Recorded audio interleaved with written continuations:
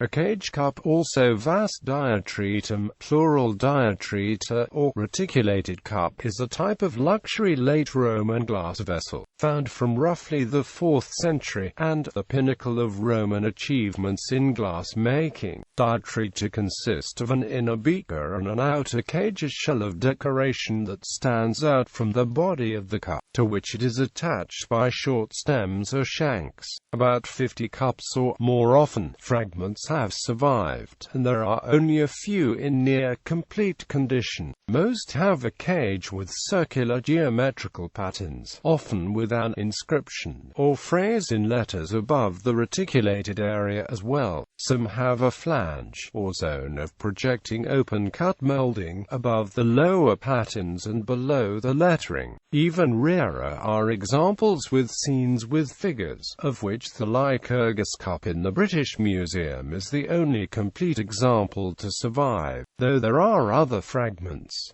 In this, the rest of the cage is made up of a vine that entraps Lycurgus. None have a foot. All were clearly difficult to make, and no doubt very expensive, like the other spectacular type of luxury Roman glass, cameo glass objects like the Portland vase. Both the technology used to make them and the way they were used is still the subject of some debate among specialists. Technology. Cage cups, diatreta, are mentioned in Roman literature, and the dates assigned to examples range from around the mid-3rd to the mid-4th century, at the same time as the late Roman cameo glass vessels. They appear to have been made of similar glasses, and there is also evidence that some late vessels may have been combinations of cameo and cage cup techniques. The main division is between cups with figures, whether or not accompanied by reticulated patterns, and those without. Some have inscriptions and flanges with ovular decoration, others do not. Most have a narrow beaker shape, but others a wider bowl-like one. Since the first publication on the subject in 1680, it has mostly been accepted that the cage cups were made by cutting and grinding of blank vessel, of solid thick glass, a laborious technique at which the Greeks and Romans were very experienced from the passion for hard stone carvings and engraved gems in semi-precious stones. An alternative theory, once rejected but recently revived, suggests that this is only true of the rim of the vessels and the cutting of the fixed cage, but not for the joining of beaker and its cage. These would have been made separately and fused when hot. For example, it is claimed that the smooth joins on the Munich cup show the fusion of the cage to the main cup, though the cage itself is carved. These smooth joins also show the Cologne and Pejović cups above. However, this remains controversial, and a fragmentary cup found in Corinth in the 1960s is said to show no evidence of joints where the cage meets the main cup when examined under a microscope.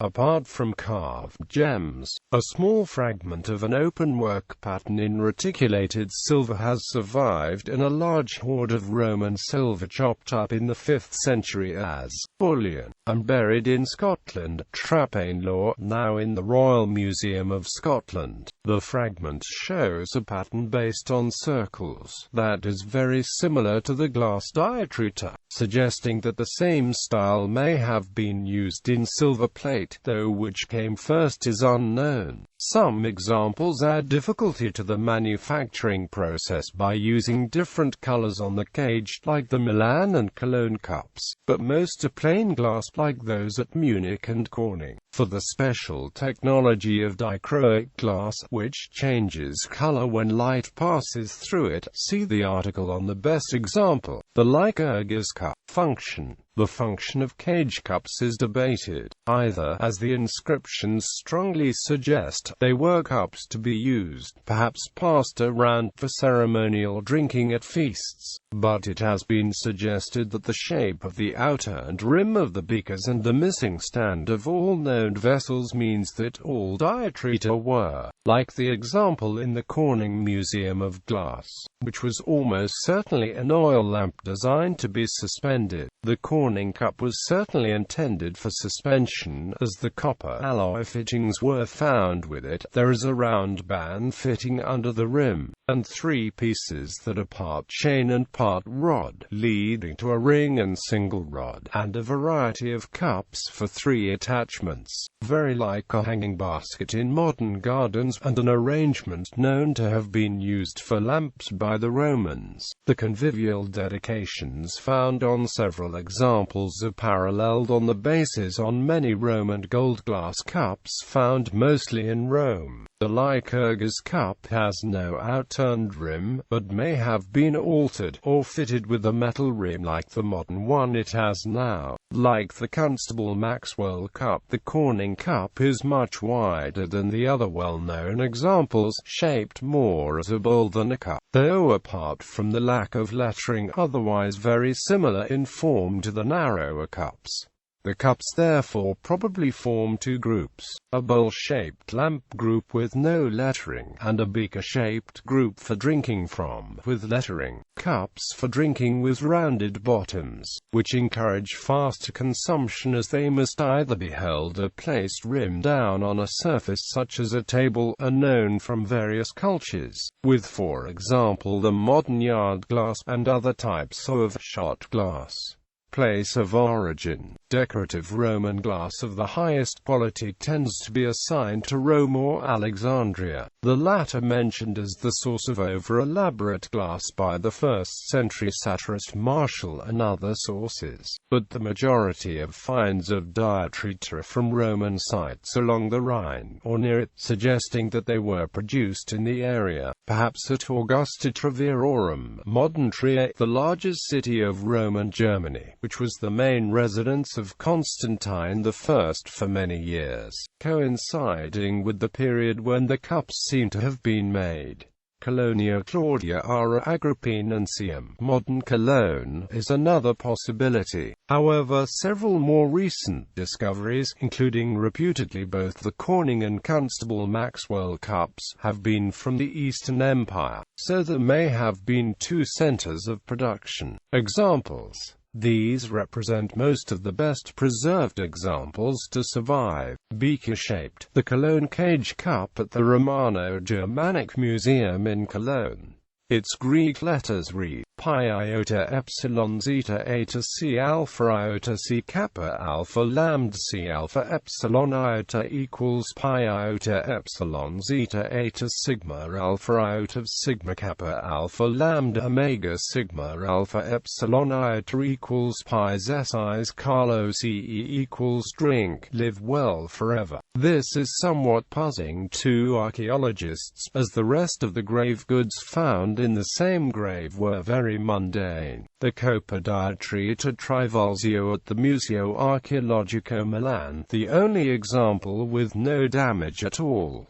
This has the inscription, Bibe vivas multis annus, drink and you will live for many years. It is 4th century, found in the 17th century in a sarcophagus in Castellazzo Novares. In the 18th century acquired by Abbot Trivalzio, and in 1935 by the city of Milan. The Munich cup in the Munich Staatliche Sammlungen, found in Cologne, also inscribed by multis annus, short for Bibe vivas multis annus. The Lycurgus Cap, no inscription, but the glass is dichroic, changing color when lit from behind. Its origins are unknown, but it has probably always been above ground. This is significantly larger than the geometrical beakers, with a height of 158.8 mm. The Daruvar Netzbecher in Vienna, found in 1785 in Daruvar, Croatia, are now in the Kunsthistorisches Museum. The cup was 9.5 cm high, and in pieces, with much missing.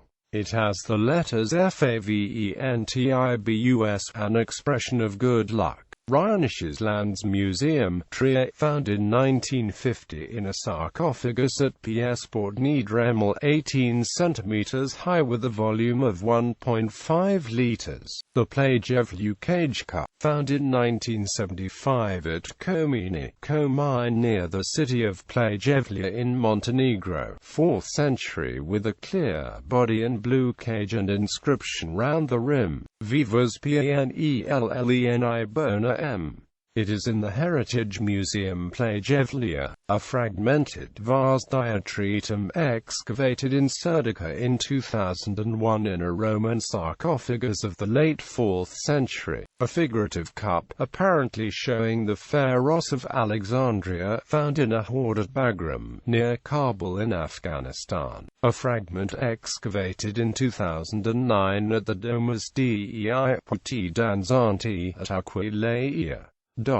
Bowl shape. The Corning Cage Cup, in the Corning Museum of Glass, Corning, New York, a wider bowl than the preceding examples, 7.4 cm high, 12.2 cm wide, certainly intended for suspension, as the copper alloy fittings were found with it, as described above. The Constable Maxwell Cup, a wide example like the Corning Cup, 4 in high, 7 1/8 in wide. This is still in a private collection, sold in 1979 for $1.2 million to the British Rail Pension Fund, then in 1997 for £2,311,000, and again in 2004 for £2,646,650, a world record price for a piece of Roman glass.